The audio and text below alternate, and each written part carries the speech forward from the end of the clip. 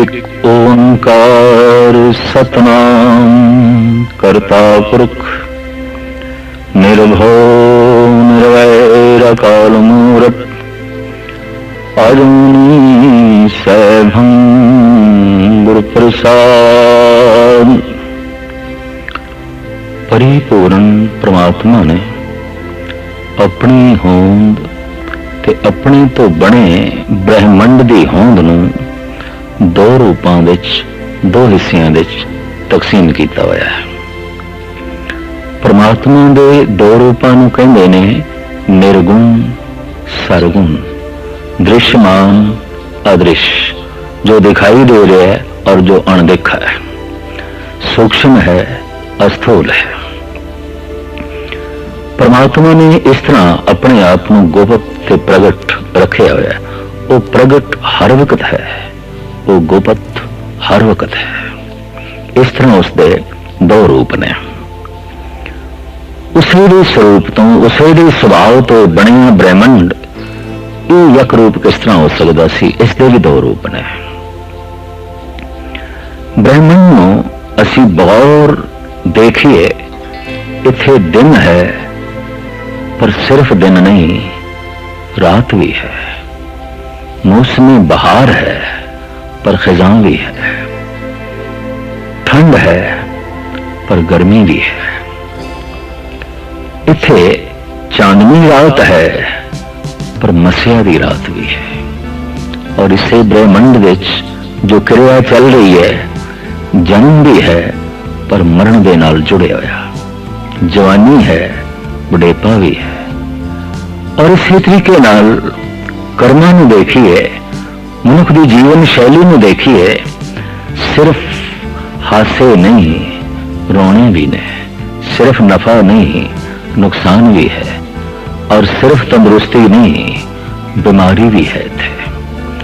इत्थे सिर्फ खुशियां नहीं गम भी हैं, सिर्फ शादियां ने ही नहीं बजते, गम दे मंजीरे भी बजते ने, दुखों के ढोल भी बजते ने।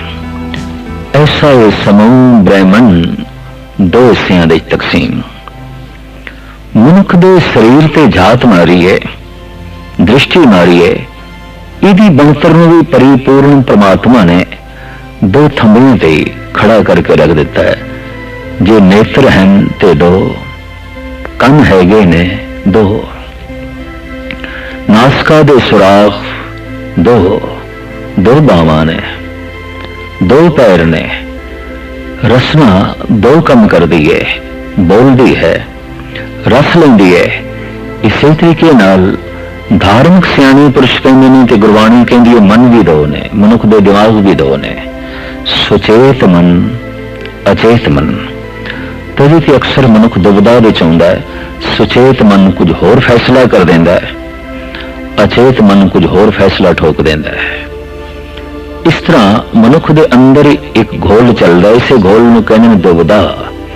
सुचेत मन किसी होर पासे जाना चाहता है, अचेत मन उस तो विपरीत दशा दे जाना चाहता है। इस तरह सारा जीवन कई दफा विरोधता दे ही व्यतीत होता है, दुविधा दे ही व्यतीत होता है। यक तरफ जिंदगी में तोड़ना औखा हो जाता है, क्योंकि दिमाग दो वक्त फैसले करता है, मन दो वक्त तरह की जो है सोचनी सोचता है। इस देश से मनुख को सफलता मिली है और प्रकृति ने मदद की है कि मनुख दो पैरों में मंजिल एक दे देता है। ये नहीं कि सज्जे पैर की मंजिल कोई होर है तो खब्बे पैर की मंजिल कुछ होर है। ऐसा नहीं है कि सज्जे पैर ने किसी होर थां ते पहुंचना है तो खब्बे पैर ने किसी होर थां ते पहुंचना है। नहीं, मनुख दो पैरों में मंजिल एक दे देता है, दो हत्थों में कम एक दे देता है। ऐसा नहीं कि सज्जा लिखे तो खब्बा मिटा दे, सज्जा बनावे तो खब्बा तोड़ दे। नहीं, दो हत्थों में असी कम एक दे देने। भावें अखां दो ने पर दृष्टि एक दे देने। ये नहीं, और ऐसा सी सोचते भी नहीं कि सज्जी अख कुछ होर देखे ते खब्बी अख कुछ होर देखे। दो अखां नूं दृष्टि एक दे देने। दो कन्नां नूं स्रोत एक दे देने आ।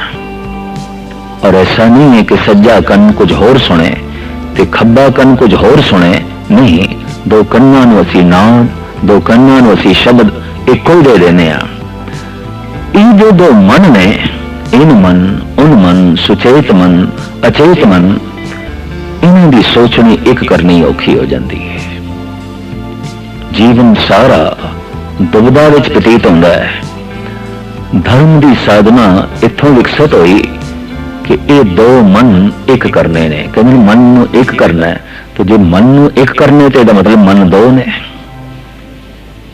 मन नूं एक करना है, मन नूं एकाग्र करना है, मन नूं एक करना है, मन दो ने। इन मन कुछ होर सोचता है, उन मन कुछ होर सोचता है। सुचेत मन किसी होर ने याद कर रहा है, अचेत मन कुछ होर चाह रहा है। सारा जीवन इसी दुविधा विच बतीत होता है। और धर्म की मूल साधना का सिट्टा भी है कि दो मन किसी तरीके नाल एक कर ले जान। इस तरह जिवें दो अखां नूं दृष्टि एक दईदी है, दो कन्नां नूं शब्द एक देना पैंदा है, दो हत्थां नूं कम असीं एक देने आ, दो पैरां नूं मंजिल एक देने आ। ये जो दो मन ने, दो दिमाग ने, इन्हां नूं सोचनी एक दे सकीए, विचार एक दे सकीए। असी अपने शरीर विच भी झात मारीए, सब कुछ दो दो दे च वंडिया है, यक कुछ भी नहीं है। अगां चलिए, जिथे मनुख ने जीवना है, जीवन बतीत करना है, सारे कर्म करने ने। दुनिया भी दो तरह की है, जहान भी दो ने, लोक भी दो ने। इस्लाम इसनूं कहंदा ई जहां, ऊ जहां, ए दुनिया, ओ दुनिया।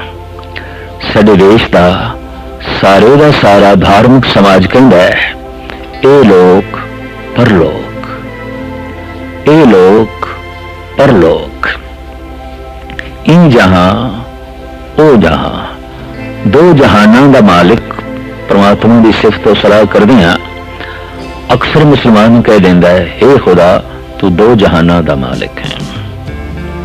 असी भी कह देने, हे परिपूर्ण परमात्मा तू 2 लाख लोकां दा स्वामी है, मालिक है। ए लोक परलोक, परलोक दे पहले अखरी अर्थ करिए परलोक, परे दा लोक। किस तो परे? इंद्रियों की पहुंच तो परे, शरीर की पहुंच तो परे, अखां की दृष्टि तो परे, रसना की कथन शक्ति तो परे, कन्नां की स्रोत तो परे, पैरों की पहुंच तो परे, हत्थों की पकड़ तो परे, और मन की सोच तो परे, विचार तो परे। जिथे तक सोच ना पहुंच सके, दृष्टि ना पहुंच सके, कथनी ना पहुंच सके, पैर ना पहुंच सकन, हाथ ना पहुंच सकन, परलोक। एक तो वो जीवन है जिन्हों कहने ने परलोक, एक वो जीवन है जिसनों कहने ने ए लोक। ए लोक जिस दे पैर गमन करते ने, हाथ कुछ पकड़ते ने, अखां कुछ देखदियां ने, रसना इस लोक बारे कुछ कथन करती है, कन सुनते ने, दिमाग सोचता है। ये गल वखरी है कि ये लोक भी इतना वड्डा है, इतना वड्डा है कि पूरे का पूरा समझना, जानना तो जीवना ते कठिन है। फिर भी लोक दिखाई देता है।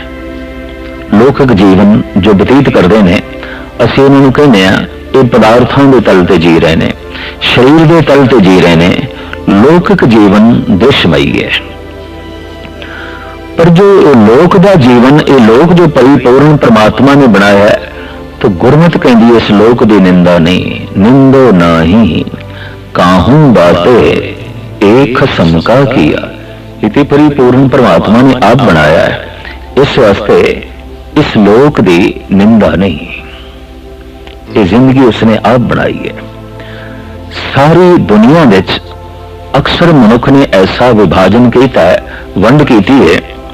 एक ने ऐसा दावा किया कि असी परलोक सवारना है, परलोक दे जीवना चाहते हैं, इस लोक की जिंदगी नहीं चाहिए।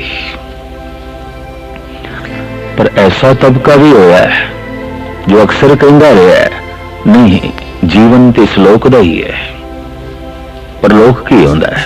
परलोक कल्पनावां तो परे, परलोक सोचने तो परे, परलोक शरीरक पहुंच तो परे। तो जो पहुंच तो परे है, सोच तो परे है, उस बारे कुछ तबके ने बेफिक्री साध ली, बहुत बेफिक्री, और कह देता परलोक महज सुपना है, परलोक महज कल्पना है। पर ऐसा तबका भी पैदा होया जिसने कह देता है लोक महज सुपना है, ये लोक महज कल्पना है और कुछ भी नहीं है। संसार सिर्फ एक माया है, ये जगत एक सुपना है। ऐसा तमाम संत जन कहते हैं। पर ऐसे तमाम संसारिक लोगों ने कह देता परलोक सुपना है, परलोक कल्पना है। विज्ञानिक दृष्टि रखने वाले ने भी कह देता वड्डी तो वड्डी दूरबीन नाल भी परलोक दिखाई तो नहीं देता। और वाकई कोई परलोक जीवन है जिस परलोक का खाका खिंचते ने महापुरुष, कहने में उत्थे जन्म नहीं है, मरण नहीं है। उस परलोक दे दुख सुख भी नहीं है, दोवें नहीं ने, दो नहीं ने। उस परलोक दे चिंता फिक्र नहीं है, जन्म मरण नहीं है, जवानी बुढ़ेपा नहीं है, तंदुरुस्ती बीमारी नहीं है, हां लाभ नहीं है, ये दो नहीं ने परलोक। तो जब कह रही है दो नहीं ने तो कुछ तार्क कह देने ने है ही नहीं, परलोक है ही नहीं। परलोक महज सुपना है, परलोक मनुख की महज कल्पना है। एक तबका तो यह, दूसरा तबका दावे नाल बुलंद बांग कहता रहा ये लोक सुपना है, ये लोक कल्पना है, ये लोक तुच्छ है, ये लोक कुछ भी नहीं। तो फिर दो धड़े पैदा हो गए।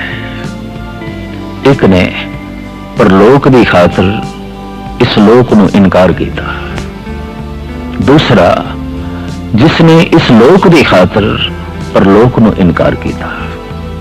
खा ले पी ले हर तरह दी मौजा मान ले, परलोक किसने देखे? कौन जानता है? जिसनों पंजाबी मुहावरे च कहंदे ने ये जग मिठा अगला कि निठा। ये जगत ही महान है, अगले ਨੂੰ कौन जानता है? अगला है भी सही कि नहीं? बहुत वड्डे त्यागी वैरागी पैदा हुए सारी दुनिया च, जिन्होंने कह दिता जीवन ते परलोक दा ही है और असी उत्थे तक गमन करना है, पहुंचना है, प्राप्त करना है। इस वास्ते इस लोक दे जीवन नूं असी त्यागदे हैं, लोक दे पदार्थां नूं भी त्यागदे हैं। परलोक दा पदार्थ चाहिदा है। तो परलोक दे पदार्थ की ने? परलोक दा पदार्थ है धर्म, मोक्ष, मुक्ति, स्वतंत्रता, आजादी। साडे देश दे तमाम ऋषि मुनियां ने धर्म दा फल, नाम अभ्यास दा फल और परलोक दी दुनिया नूं कहा है जो स्वतंत्र है वही परलोक है, जिथे मोक्ष है वही परलोक है, जिथे मुक्ति है वही परलोक है। जिसनों आम जगत आजादी कह देंदा है, मुक्ति कह देंदा है, ये पूर्ण आजादी नहीं है। चलो कुछ बोलने की आजादी, कुछ लिखण की आजादी, कुछ चलन फिरन की आजादी, कुछ कामकार करने की आजादी, ये कोई पूर्ण आजादी नहीं है। रहन सहन की आजादी ये पूर्ण मुक्ति नहीं है। पूर्ण मुक्ति तो उदों होती है जब कोई जन्म का बंधन नहीं, मरण का बंधन नहीं, कर्मां का बंधन नहीं, सुख का बंधन नहीं, दुख का बंधन नहीं, बुराई का बंधन नहीं, नेकियों का भी बंधन नहीं, किसी प्रकार का कोई बंधन नहीं, किसी ने जकड़ना नहीं, स्वतंत्रता, आजादी। इको एक ये देश है भारत, जिथे तमाम संत जना ने वख-वख अपने बोलने के शब्दों के राही धर्म का फल मोक्ष दसिया, मुक्ति दसिया। भावें उसनूं बयान करने का ढंग, उन्होंने अक्षर देने का ढंग कुछ होर होवे, लेकिन मूल दे विच जो अर्थ बोध छुपया हुआ है वो तो है आजादी, वो तो है स्वतंत्रता, वो तो है मोक्ष। तो धर्म ते मोक्ष ये परलोक दे महान पदार्थ मने गए। ये लोग इत्थे महान पदार्थ मने गए, धन ते काम। सब तो वड्डा पदार्थ इस लोक दा धन ते कामनावां दी पूर्ति, काम। जिसकी कामनावां दी पूर्ति हो रही है, और कामनावां दी पूर्ति धन तो बिना नहीं होती। कुछ भी कामना है, अगर उसनूं मनुख पूर्ण करना चाहता है इस लोक दे विच, धन तो बिना नहीं होएगी। काम धन नाल संबंधित हो गया। मोक्ष चाहिदा है परलोक दा, तो धर्म तो बिना परलोक किथे, और धर्म तो बिना मोक्ष किथे। मोक्ष धर्म नाल संबंधित हो गई, काम धन नाल संबंधित हो गया। एक ने साफ कह देता धन चाहिए, काम चाहिए, लोक सवारना है, परलोक नहीं चाहिए। परलोक है ही नहीं, परलोक कल्पना है। जैसे प्रथम मुगल सम्राट बाबर का एक बोल, रोजो नो बहारों में वह दिलरुबा खुशस्त, बाबर बऐश कोश के आलम दोबारा नेस्त। खा ले पी ले, हर तरह दिया मौजा मान ले, पर लोग किसने देखे? दूसरे जहान का किसने बोध है? वो है भी सही कि नहीं, किसने खबर है? हर तरह दिया मौजा मान ले। दूसरा तबका इस लोक दे सुख नहीं चाहिए। नहीं स्वादी भोजन असी कंद मूल खा लवांगे, जंगलों के पत्ते खा लवांगे, घास खा लवांगे, दरियावां का पानी पी लेंगे। नहीं रहन चंगे महल तो पहाड़ों दियां कंदरां विच रह जावांगे, वृक्षां थले रह जावांगे। नहीं ने तन ढकन में चंगे वस्त्र तो केले दे पत्तियां नाल तन ढक लवांगे। बोर दी छाल नाल, मिर्ग दी छाल नाल अपना तन ढक लवांगे। ते जे सब कुछ भी नहीं तो कोई गल नहीं, नगन भी रह लवांगे। नहीं चाहिए ये परिवार, नहीं चाहिए ये पदार्थ, नहीं चाहिए ये भोग रस। असी ते परलोक सवारना है। चाहिए धर्म, चाहिए मोक्ष। जिसके अंदर भी बड़ी प्रबल रूप दे प्राणा च प्यास जागी धर्म ते मोक्ष दी, उन्हें परलोक सवारन का पूर्ण यत्न किया और लोक की फिक्र छोड़ दी। इस देश विच ऐसा होया, लोक की फिक्र छोड़ दी। लोकक जीवन विच भारत पछड़ गया। गरीब, मुफलिस, महान देश और कुदरती दौलत नाल संपन्न। इथों दे पहाड़ों विच कोयला है, लोहा है, सोना है, चांदी है, तांबा है। इथों दे दरियावां विच 12 मासी पानी है। इथों दी जमीन जरखैज, बहुत जरखैज। इथों दे मनुखां कोल सोचण शक्ति बड़ी प्रबल, बड़ी गहरी, लेकिन लोक दा त्याग कर दिता, लोक छोड़ दिते। इस देश का जो प्रतिभाशाली मनुख सी, इस देश का जो गहर गंभीर मनुख सी, वो पहाड़ों दी कंदरां विच चला गया। वो हिमालय के उत्तरा खंड में चला गया। वो बियाबान जंगलों में चला गया। वो गारां ते गुफावां विच जा बैठा। उसने जगत नाल बिल्कुल संबंध तोड़ दिता। यही एक मनुख सी जिसके राही लोक सवर सकदा सी, लोक खुशियों में वाधा हो सकता सी और लोकक जीवन संपन्न हो सकता सी। पर यह छुप गया पहाड़ों दियां कंदरावां विच। परलोक सवारन लई धर्म चाहिए, मोक्ष चाहिए। पश्चिमी दुनिया च असीं देखते हैं जो प्रतिभाशाली मनुख सी वो समाज दे विच रहा और वो लौकिक जीवन बारे सोचता रहा। लौकिक सुख किस तरह ज्यादा तो ज्यादा प्राप्त किए जा सकते हैं, इस पृथ्वी के उत्ते किस ढंग नाल सुखमई जीविया जा सकता है। प्रतिभाशाली मनुखा ने अपना सारा दिमाग, अपनी सारी सोचनी इस देश खर्च कर दी तो विज्ञान का जन्म होया और विज्ञान ने भरपूर सुख लिया दिते, भरपूर सहूलतां लिया दित्तियां। चारों पासे अशरीरक सुख, लौकिक सुख विज्ञान आधारित ने, आश्रित ने, और ये सारे का सारा पश्चिमी देशों की देन उत्थे पैदा होया। देखते हैं एक भी चोटी का संत जिसने धर्म दियां गहराइयां नूं छोया होवे नहीं पैदा होया उत्थे, पर एक भी चोटी का साइंटिस्ट जिसने लौकिक सुख जगत की झोली विच पाए होवन, इस तरह का सरमोर इत्थे नहीं पैदा होया।